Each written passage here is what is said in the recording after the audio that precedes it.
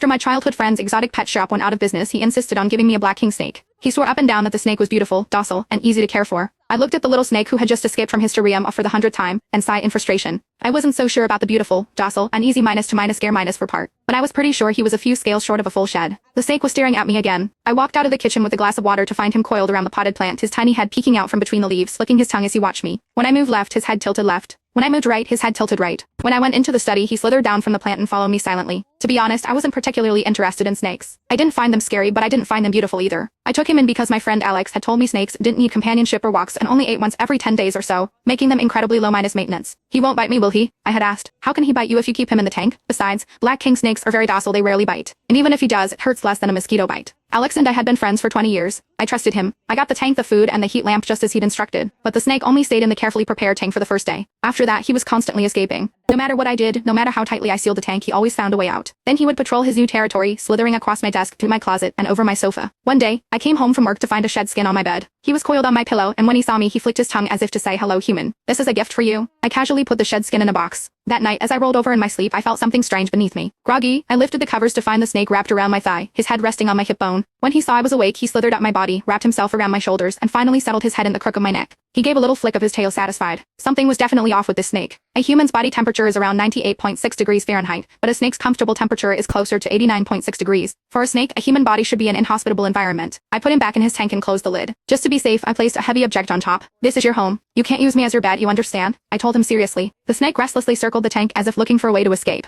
He bumped his head against the lid. He seemed a little dizzy, so he rested for a moment before trying again. His persistence made me wonder if maybe the tank was uncomfortable for him. I checked it again, and to be extra sure, I even reached inside to test the temperature. And that's when the snake seized his opportunity, immediately wrapping himself around my wrist. I ignored him and continued to inspect the tank. The temperature control was fine, both the cool and warm zones were at the right temperature. The water dish had just been changed. The hiding spots were clean. The tank was big enough. I couldn't find anything wrong. I even called Alex to ask. In the end, I came to one conclusion. The snake was a bit of an idiot. To put it bluntly, he was developmentally challenged. I let the snake stay wrapped around my hand and began to think seriously. Snakes are notoriously unintelligent. They don't form emotional bonds and don't recognize their owners. Even if they live with their owner day in and day out, it most see them as a harmless tree trunk. I stared at the snake's head, studying it closely. His head was so small, he wasn't very bright to begin with. And now he had been diagnosed as the village idiot of the snake world. How did he even grow this big? Alex had said the snake was particularly docile, never roamed around, and always stayed in his tank, making him very easy to care for, which was why he gave him to me. I seriously suspected that the snake had been switched on the way here. The snake lay in my palm, and when he noticed I was close, he flicked his tongue at me. It brushed against my lips, a very light touch. But his pupils instantly dilated, and he suddenly looked aggressive. I knew this was bad. I was about to back away when he shot towards me like a bolt of lightning. He wrapped himself around my neck, his body slithering, his tongue flicking against my mouth again and again. He seemed fascinated by the sensation, touching me over and over. I didn't dare move. For the first time, I had a clear understanding of a snake's attack speed.